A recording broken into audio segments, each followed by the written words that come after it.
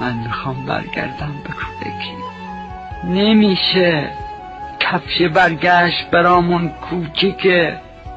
پا برهنه نمیشه برگردم. پل برگشت توان وزن ما را نداره. برگشتن ممکن نیست. برای گذشتن از ناممکن کیو باید ببینم؟ رویا را کجا زیارت بکنم؟